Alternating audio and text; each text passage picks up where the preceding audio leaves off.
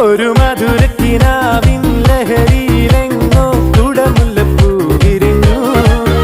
അതിലായിരം ആശകളാൽ ഒരു പൊൻവല നെയ്യും തേൻ വണ്ടു ഞാൻ.